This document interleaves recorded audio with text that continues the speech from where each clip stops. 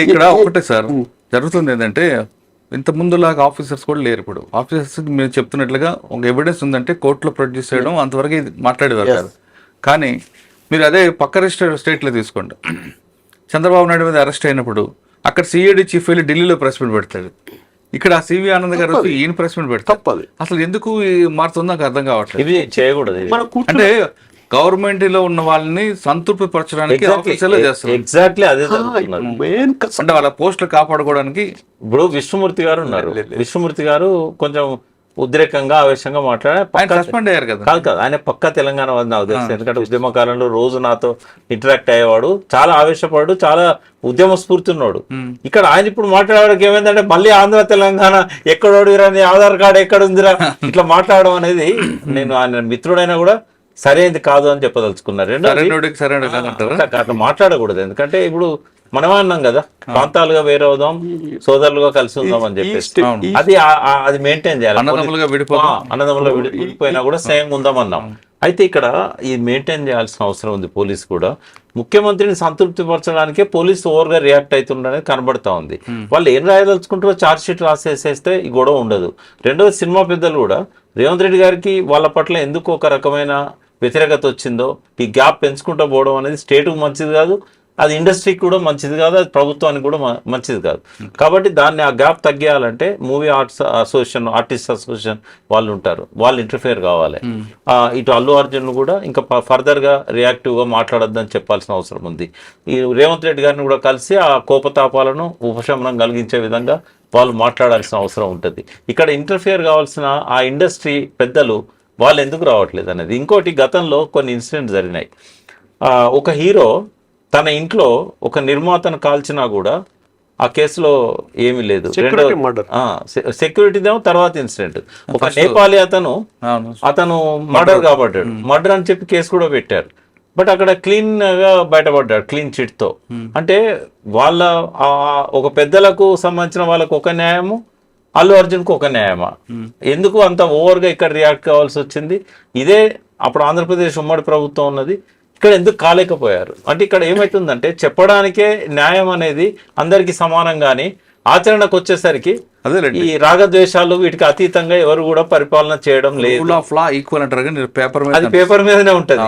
కానీ ఇంకొక విషయం సార్, ఇప్పుడు మీరు అన్నారు సెలబ్రిటీ ఇంట్లో క్రైమ్ జరిగితే ఎందుకు కన్విక్షన్ రాదండి. మీరు చెప్పిన హీరో జూబ్లీస్ దగ్గర హీరో అవ్వచ్చు, ఇంకా చాలా ఉన్నాయి. మనం చదువుకునే వెనక్కి వెళ్తే మనకి పోక్సో కేసు మినహాయించి, సార్ మీరు కూడా పోక్సో కేసు మినహాయించి, పోక్సో కేసులో టైం పెట్టుకున్నారు, టైం బాండ్ లో ఖచ్చితంగా కన్విక్షన్ వస్తుంది. కానీ ఇటువంటి సెలబ్రిటీ కేసుల్లో లేదా ఇంకొక వైట్ కలర్ అఫెన్స్ కేసుల్లో కానీ ఫైనల్ పనిష్మెంట్ రాదండి. ఏసీబీ కేసులో కానీ ఎందుకు రాదు అంటే, ఫస్ట్ ఒక ఎఫ్ఐఆర్ అయినప్పుడు, ఆయన అరెస్ట్ చేసినప్పుడు, ఆడి ఛార్జ్ షీట్ వేసినప్పుడు మీడియా ట్రయల్ తప్పించి ఫైనల్గా ఏమైందనే విషయం ఎవరు దాని గురించి ఆలోచించరు. అందులో కన్విక్షన్ రాదు. అంటే కన్విక్షన్ రాకపోవడానికి డిఫరెంట్ రీజన్స్ ఉంటాయి. సాక్షులు కానీ విట్నెస్లు కానీ కంప్లైంట్ కానీ రాష్ట్రాలు అయిపోవడం జరుగుతుంటాయి. కానీ పోలీస్ ఫెయిల్యూర్ అనేది ఎక్కడ ఎస్టాబ్లిష్ కాదు. అదే ఇప్పుడు గద్దర్ మీద అదే చెప్తున్నాను సార్ నేను. 1997 మన సిస్టమ్ ఏం చెప్తున్నాం, ప్రజలకు ఏం చెప్తున్నాం అంటే, సెలబ్రిటీలు ఇంట్లో కానీ క్రైమ్ జరిగితే రాదు, పోక్సో కేసు కాబట్టి వస్తుంది, మిగతా ఏ కేసులో సార్ నేరం చేస్తే ఏం కాదు అనే మెసేజ్ పంపిస్తున్నాం. రైట్ కాదండి. ఇంకా కొన్ని విషయాల్లో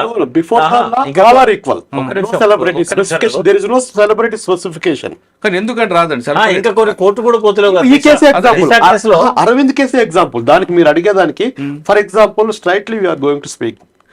చంద్రబాబు నాయుడు, బాలకృష్ణ, మోహన్ బాబు, అల్లు అర్జున్, ఇతను ఈ కేసెస్లో లేని యొక్క పబ్లిసిటీ, లేని యొక్క ఇన్సిడెంట్ ఈ కేసులో ఎందుకు జరుగుతుంది అనేది పబ్లిక్ లో ఉంది, వాడ కామన్ పబ్లిక్ లో ఉంది. దానికి ఒక రీజన్ ఉందండి. మీడియాకి అవైతే న్యూస్ కాదు. ఇప్పుడు మీరు చెప్పిన సెలబ్రిటీ ఏది జరిగినా మీడియాకి అది ఈవెంట్ గా తీసుకుంటారు. పబ్లిక్ లో ఇప్పుడు రామ్ గోపాల్ వర్మ అరెస్ట్ అంటే అది ఈవెంట్. అది మీరు దాని మీద డిబేట్ ఉంటే దాని మీద మీడియా ట్రయల్ బస్ అయిపోయింది. ఇంకొక ఇన్సిడెంట్ రాగానే ఈ అల్లు అర్జున్ ఇప్పుడు అల్లు అర్జున్ టాపిక్ కూడా ఇంకా జరగలేదు కాబట్టి మీడియాలో ఉంది, అది కానీ వస్తే అది కూడా పక్క వెళ్తారు. అంటే నేను అంటుంది అల్లు అర్జున్ సెలబ్రిటీని కాదండి, మనకి ప్రొసీజర్ పనిష్మెంట్ తప్ప ఫైనల్ పనిష్మెంట్ ఎందుకు రావట్లేదు? మీరు ఫస్ట్ అదే నేనేమంటున్నా అంటే చట్టం మన చుట్టం కాదు అని రూలు. బట్ అది చట్టం అనేది ఏలిన వారి చుట్టం, పాలకులకు ఈ వెదురుబద్ద లాంటిది. వంచితే వంగుతుంది, విరిస్తే విరుగుతుంది, కొడితే వాతలు పెడుతుంది. సార్ మీరు చెప్పండి సార్. యాక్చువల్గా ప్రొసీజర్ మీద డిపెండ్ అవుతుందండి. ఏదైనా ప్రొసీజర్ పనిష్మెంటేనా? Procedure punishment. ఫైనల్ పనిష్మెంట్ ఉండదా? ప్రొసీజర్లో మీరు ఎవిడెన్స్ ప్రూవ్ చేసి ట్రయల్ కంప్లీట్ అయిన తర్వాత దెర్ ఇస్ సఫిషియెంట్ ఎవిడెన్స్ ఉంటే అప్పుడు జడ్జి గారు పనిష్ చేస్తారు. కరెక్టే సార్. మన ఫైనల్ పనిష్మెంట్ రాకుండా ప్రొసీజర్ టైంలోనే వాడికి ఎంత పనిష్మెంట్ ఇవ్వాలో ఇచ్చి ఆ కుటుంబం చిన్న ఇప్పుడు నేరం రుజువు అయితేనే ఆయన కదా నేరస్తుడు. కానీ ఈ మధ్య కాలంలో వాళ్ళ కుటుంబం అంతా చిన్నభిన్నం అయిపోతుంది. ఒక ఏసీపీ కేసులో అరెస్ట్ చేశారు అనుకో, డిఏ కేసులో. ఆ డిఏ కేసులో ఆ దొంగ కాదా ఏమీ తెలీదు. ఈలోగా మీడియాలో 100 కోట్ల ఆస్తి సంపాదించిన ప్రభుత్వ అధికారి, ఆయన అక్రమాస్తులు అది ఇవి తర్వాత ఫాలో అప్ ఉండదు, ఏం ఉండదు. కానీ ఆయనకి జైలు పంపిన తర్వాత ఆయన ఒక్కడి వల్ల కాదు, ఆయన కుటుంబం అంతా కూడా సఫర్ అవుతుంది. వాళ్ళందరూ రోడ్డు మీదకి వస్తారు. కానీ శిక్ష పడిందా అంటే పడదు. కానీ ఆయన శిక్ష పడలేదని ఎంతమందికి చెప్తే ఎప్పుడు తెలుస్తుందని తెలియదు. కానీ ఆ కుటుంబం అంతా పోతుంది. మీకు ఒక ఎగ్జాంపుల్ కేసు చెప్తా. కూతురు పెళ్లి చేస్తారు. కూతురు పెళ్ళైన 3వ రోజుకి ఆయన మీద ఏసీబీ రైడ్ అవుతుంది. అమ్మాయికి విడాకులు ఇస్తాడు అల్లుడు. పేపర్లో అన్నిట్లో, ప్రెస్ వాళ్ళకి అన్నిట్లో కూడా ఏమని వస్తుందంటే అక్రమాసాలతో కూతురికి ఘనంగా పెళ్లి చేసిన మామ, కోట్లాది రూపాయలు ఆస్తి. ఫైనల్గా 5 years తర్వాత చూసుకుంటే ఆ కేసు క్లోజ్. కూతురికి ఎవరు న్యాయం చేస్తారండి? ఎవరు చేయలేరు. అది మన సిస్టమ్, అది ఎందుకు సక్సెస్ అవ్వలేకపోతుంది? ఇన్స్టెంట్ జడ్జిమెంట్ చేయలేము. అట్లా కూడా మీడియా పబ్లిసిటీని కూడా రెస్ట్రిక్ట్ చేయాలి. ఇటువంటి కేసులు ఉన్నట్టు చెప్పానండి సార్. ఇప్పుడు 100 కోట్ల ఆస్తిని ఎలా చెప్తారు? ఆయన ఎప్పుడో ప్రకాష్ గారు ఆ నాన్నగారు ఆస్తిని అలా తాతగారు ఆస్తి నాన్నగారు వస్తుంది. అప్పుడు 30 రూపాయలకు ఎకరం కొనుక్కుంటారు జూబ్లీస్ లో. ఇప్పుడు 300 కోట్లు అవుతుంది. మీరు 300 కోట్ల మీద ఎలా పెడతారు? అదే ఇది వాళ్ళకు ఒక అవకాశం కూడా ఉంది కదా. ఇప్పుడు ఏసీబీ దాడి చేసి డబ్బులు పట్టుకున్నా కూడా అది సక్రమంగా సంపాదించిందా అక్రమంగా సంపాదించిందా అనేది కోర్టులో అది కేసు సార్ వీళ్ళ జడ్జిమెంట్ ఇస్తారు. దానికి వాల్యూ ఒక కేసులో ఏసీబీ పట్టుకున్న 1 కోటి రూపాయలు అయితే ఆ ల్యాండ్ వాల్యూ ఆఫ్టర్ 10 years 100 కోట్లు ఉందని స్టేట్మెంట్ ఇస్తారు. ఈ మధ్య అలవాటు అయిపోయింది. ఆఫ్టర్ 10 years ఇప్పుడు చెప్తామండి. అదే పోలీసులు కూడా మీడియా ముందర ప్రవేశపెట్టడము అని ఇతను ఆ కోర్టు నిర్ణయం చేయకముందే ఇప్పుడు ఎట్లుంటుందంటే దోషిగా మీడియా ట్రయల్ అనేది అయిపోతుంది. అంతే అయిపోతుంది. క్యారెక్టర్ అసాసినేషన్ అనేది వీళ్ళ ప్రెస్ మీట్లతోనే జరిగిపోతా ఉన్నది. చట్టంలో ఇటువంటి సవరణ తేవాల్సిన అవసరం ఉంది. ఇంకోటి ఏంటంటే ఇంకా వీళ్ళ అదృష్టవంతులు, కనీసం పరువు పోతుంది, తర్వాత జైలు నుంచి బయటకు వస్తాను, కేసు కొట్టుడు పోతుంది. కానీ దిశ ఎన్కౌంటర్ ఏంది? అది టిఆర్ఎస్ పరిపాలనలో జరిగింది. విచారణ లేకుండా చంపేశారు కదా 4గురిని. అదే అండి, అధికారులు పై వాళ్ళ మెప్పు కోసం చేస్తున్నారు. నేను ఒక పెద్ద మనిషిని అడిగాను అప్పుడు, ఇంట్లో ప్రభుత్వం తప్పు లేదా అని అడిగాను. అంటే ప్రభుత్వం తప్పు ఏముంది అన్నాడు. అంటే ఈ రకమైన ఫోన్లలో ఇష్టం వచ్చినట్టు పోర్న్ ఫిలిమ్స్ ఇవన్నీ వస్తూ ఉంటే వాటిని ఆపకపోతే ఇట్లాంటివి జరిగాయా? దీనికి ప్రేరణ ఎక్కడి నుంచి ఉంది? మరి స్టేట్ను కూడా అందులో బాధ్యత చేయాలి కదా. ఎట్లా చంపుతారని చెప్పి క్వశ్చన్ చేశాను.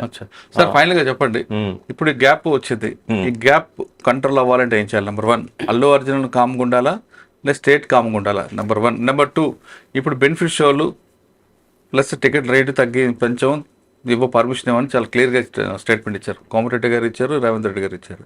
ఇప్పుడు పండగ వస్తుంది అని పెద్ద హీరోల సినిమాలు ఉన్నాయి. ఇవి పెట్టకపోతే వాళ్ళకి నష్టం జరుగుతుంది. దీనికి సొల్యూషన్ ఏమంటారు? అంటే ఈ ఒక్క ఇన్సిడెంట్ జరిగిందని చెప్పి అట్లా రద్దు చేయడం అనేది కరెక్ట్ కాదు. ఒక పాలసీ తీసుకున్నారు, దాన్ని ఇంప్లిమెంట్ చేయడం వల్ల అందరికీ బెనిఫిట్ అవుతుంది. అది ఇప్పుడు ఈ వీళ్ళకు కూడా ఫస్ట్ డే నాడు చూడాలనే వాళ్ళు ఎవరైతే ఉంటారో 3000 పెట్టి కొనుక్కొని కూడా పోతారు వాళ్ళు. బట్ దానివల్ల స్టేట్కు రెవెన్యూ పెరుగుతుంది కదా. స్టేట్కు రెవెన్యూ వచ్చేదాన్ని ఎందుకు తగ్గించుకోవాలి? తర్వాత ఇక్కడ ఇప్పుడు లా ఆఫ్ యావరేజెస్ అని ఉంటాయి. ఇప్పుడు ఇది గతంలో కూడా ఇట్లాంటివి ఉన్నాయి. మరి ఎన్నిసార్లు వేస్తే ఎన్నిసార్లు ఇట్లాంటి స్టాంపేడ్ జరిగింది? రేర్ కేసు కదా. అటువంటి దానికి మళ్ళీ వెనక్కి పోవాల్సిన అవసరం ప్రభుత్వానికి లేదు. రేవంత్ రెడ్డి గారు ఫస్ట్ ఏంటంటే వ్యక్తిగతంగా తనకు సినీ పరిశ్రమకు ఉన్న ఆ తెగిపోయిన బంధాన్ని కలుపుకోవాలి. ఫస్ట్ ఇద్దరు కూడా 2 చేతులు కలిస్తేనే చెప్పడం. సినీ పరిశ్రమ ముందుకు రావాలి ఫస్ట్. వచ్చిన తర్వాత రేవంత్ రెడ్డి గారు వెనక్కి తగ్గాలి. ఇటువంటి కక్షపూరితమైన వైఖరి రాజకీయ నాయకుల మీద ఆయన చూపెడుతున్నాడు, బాగానే ఉంది. కానీ సినీ పరిశ్రమ మీద చూపెట్టాల్సిన అవసరం లేదు. రెండవది ఏంటంటే కష్టపడి తెలంగాణ తెచ్చుకున్నాం, ఎన్నో బలిదానాలు, ఎన్నో గొడవలు, 14 ఏళ్ళ పోరాటాలు, ఈ అన్నిటి తర్వాత వచ్చిన తెలంగాణను ఇటువంటి వాటి మీద ఒక ముఖ్యమంత్రి టైం వేస్ట్ చేసుకోవచ్చా? ఇవాళ కేసీఆర్ గారు వదిలిపెట్టిన అసంపూర్తిగా ఆ లక్ష్యాలు ఎన్నో ఉన్నాయి. వాటి మీద దృష్టి పెట్టాలి. ఆయనకంత తీరిక టైం ఎక్కడ దొరుకుతుంది ఈ వీడియోలన్నీ చూసుకుంటూ ఎవరిది కరెక్ట్ ఎవరిది తప్పు ఇదంతా అవసరమా రేవంత్ రెడ్డికి? అంటే ఆయన టైంను ప్రాపర్గా ఉపయోగించుకుంటలేడు. చేయాల్సిన పనుల మీద ఫోకస్ చేసి మంచి పేరు తెచ్చుకున్నట్టయితే బాగుంటుంది. డైవర్షన్ పాలిటిక్స్లో ఇది కూడా యాడ్ చేయొచ్చు మేము, ఎందుకంటే ప్రజల దృష్టిని మీడియా దృష్టిలో 4-5 రోజులు మళ్ళీ ఇచ్చాడు కదా. అంటే ఆయన ఇప్పుడు అది కూడా ఎప్పుడు అసెంబ్లీలో ఒక ఇంపార్టెంట్ అంశాల మీద చర్చ జరుగుతున్న సమయంలో దృష్టి అంతా కూడా అల్లు అర్జున్ మీదకి మళ్ళించేశాడు. అంటే చాలా తెలివి కలవాడు. డైవర్షన్ పాలిటిక్స్లో నోబెల్ ప్రైజ్ ఇవ్వాల్సి వస్తే, అది ఆస్కార్ అవార్డు ఇవ్వాల్సి వస్తే ఖచ్చితంగా రేవంత్ రెడ్డి గారికే ఇవ్వాలి. అంత అద్భుతంగా 1 year నుంచి ఎవ్రీ 3 months ఒక ఇష్యూ తీసుకొస్తాడు. ఫస్ట్ ఏం చేశాడు, టీఎస్ను టీజీ చేశాడు. ఒక 3 నెలల తర్వాత జయ జయ తెలంగాణను మళ్ళీ వాడిచ్చాడు. మళ్ళీ 3 నెలల తర్వాత బతుకమ్మ మాయమైపోయింది తెలంగాణ తల్లి చేతిలో నుంచి. ఇంకో 3 నెలల తర్వాత రాజముద్రలోంచి కాకతీయ ద్వారము చార్మినార్, అది కొద్ది ఎక్కువ రోజులు గొడవ అవుతుంది. ఇటు హిందువులు అటు ముస్లింలు ఇద్దరు రియాక్ట్ అవుతారు. ఈ డైవర్షన్ పాలిటిక్స్ వల్ల టైం పోతుంది, ఫోకస్ పోతుంది. ఈ ఎంతకాలం డైవర్షన్ పాలిటిక్స్ చేసినా కడుపు కాలే వాడికి మాత్రం రేవంత్ రెడ్డి తప్పుదారి పట్టియలేడు. వాడు నా రైతు భరోసా ఏదని వాడు అడుగుతున్నాడు. నువ్వు ఎన్ని మాట్లాడినా కూడా అది. సార్ రఘు గారు మీరు చెప్పండి, సార్ని అడిగిన క్వశ్చన్ బెనిఫిట్ షోలు లేవు, టికెట్ రేట్ పెంచమని చెప్పారు ఆయన. కానీ ఇప్పుడు సంక్రాంతి వస్తుంది, చాలా పెద్ద హీరోల సినిమాస్ అని కోట్ల బడ్జెట్తో వస్తున్నాయి. అయితే పెంచమన్నారు కాబట్టి ఇది ఆల్రెడీ ఉన్న జీవో అని కాదంటున్నందుకు వీళ్ళు ప్రొడ్యూసర్ కౌన్సిల్ ఏమైనా కోర్టుకు వెళ్తే వెసులుబాటు ఉందంటారు? కోర్టుకు వెళ్తే టైం అయిపోతుంది. వెసులుబాటు వచ్చే మూమెంట్లోనే ఈ జనవరి దాటిపోతుంది. అవునా? ప్రాక్టికల్గా నాకున్న ఎక్స్పీరియన్స్లో ఇది యాక్చువల్గా ఏంటంటే ప్రతి ఇన్సిడెంట్ ఆదాయం మీద ఆధారపడుతుంది, ఓట్ బ్యాంక్ మీద ఆధారపడుతుంది. Third thing is the convince. ఈ సినిమా ఫీల్డ్ వాళ్ళు రేవంత్ గారిని చేసే కన్విన్స్ని బట్టి సెటిల్ అవుతుంది మ్యాటర్. కోర్టు ద్వారా అయితే కోర్టు ఇంటర్ఫియర్ కాదు, ఇది పాలసీ మ్యాటర్ కదా, ఎప్పుడైనా రద్దు చేయొచ్చు. కోర్టు ఇంటర్ఫియర్ అంటే కాకపోవచ్చు నా ఉద్దేశం ప్రకారము.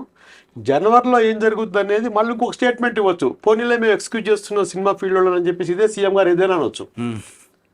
ఇక్కడ ఒకటి, సినిమా పరిశ్రమకు ఇంకా ప్రోత్సాహకాలు ఇవ్వాల్సిన అవసరం బాధ్యత రేవంత్ రెడ్డి గారి మీద ఉంది. దిల్ రాజు గారిని చైర్మన్ చేశారు, అందరం సంతోషించాం. ఇది ఎందుకంటే తెలంగాణ వాది, మొదటి నుంచి కూడా సినిమా ఫీల్డ్లో టాప్ లెవెల్లో ఉన్నాడు. ఇప్పుడు ఏం చేయాలంటే ఒక ఫిలిం ఇన్స్టిట్యూట్ పెట్టాలి ఇక్కడ. అది కేసీఆర్ గారు మేనిఫెస్టోలు రాశారు కానీ అది సాధ్యం కాలేదు ఆ 10 ఏళ్లలో. అది చేయాలి రేవంత్ రెడ్డి గారు. చేసి భీమ్లీకి వైజాగ్కు తరలిపోతున్న వాళ్ళని తరలిపోనిద్దాం. కానీ నేనేంటంటే ఇక్కడ ఉన్న ఇండస్ట్రీకి లాస్ రాకుండా ఇంకొకటి డెవలప్ చేసుకుంటే నష్టమే లేదు. ఇప్పుడు గోవాకు పోతున్నారు, మలేషియాకు పోతున్నారు, మారిషస్ పోతున్నారు, అట్లా పోయి రావచ్చు ఎక్కడికైనా. కానీ ఈ తల్లి లాంటి ఇక్కడ బేస్ ఏదైతే ఉందో, ఇప్పుడు మద్రాసులో 40 సంవత్సరాలు తెలంగాణ రాకముందు 30 సంవత్సరాలు అందరం పోయి అక్కడనే సినిమాలు తీసాం కదా, అటు ఆంధ్ర జిల్లాల నుంచి ఇక్కడ జిల్లాల నుంచి. మరి ఇవాళ భారతదేశంలోనే అత్యంత ఎక్కువ సినిమాలు షూట్ అయ్యేది, తర్వాత రిలీజ్ అయ్యేది తెలుగు భాషలో. సినిమా షూటింగ్స్ కూడా రామోజీ ఫిల్మ్ సిటీ లాంటి అంతర్జాతీయ ప్రాముఖ్యత గల వాటిల్లో అవుతున్నాయి. బట్ ఇక్కడ గౌరవాన్ని తగ్గించకూడదు. ఎవరి మీదనో ఒక్కరి మీద కోపంతోనో, ఎవరో ట్విట్టర్లో పెట్టారనే కోపంతోనో ఈ రకమైన వాటిని అతను ఆ రకమైన ప్రవర్తన అతనిలో ఉండొద్దు. ఇక ముందు కూడా అటువంటి ఎంకరేజ్ చేయొద్దు. ఇప్పటికి జరిగింది చాలు, ఇంకా దీన్ని పెంచకూడదు అనేది ముఖ్యమంత్రి గారికి కానీ ఇటు అల్లు అర్జున్ ఫ్యామిలీకి కానీ మేము మనవి చేస్తున్నాం. ఇది రకరకాల కోణాల నుంచి ఆలోచిస్తారు జనం. ఇవాళ ఒక సామాజిక వర్గం వారు ఆ సామాజిక వర్గం అధ్యక్షుడిని నేను కలిశాను. ఇదే పద్ధతి ఉంటే మా సామాజిక వర్గం మీద ఇట్లా చేస్తున్నాడు రేవంత్ రెడ్డి, నెక్స్ట్ ఎలక్షన్లో ఒక్క ఓటు వేయొద్దని చెప్తా అని చెప్పాడు ఆయన. అరే అట్లా వద్దాయా బాబు, ఇట్లాంటివి మాట్లాడకూడదు. ఎందుకంటే ఇది ఎటుపోతుందంటే పోయి ఇది సామాజిక సమస్యగా తయారయ్యే పరిస్థితి ఉన్నది. ఈ రోజుతో దీన్ని ఫుల్ స్టాప్ పెట్టాలని కోరుకుందాం. ఓకే.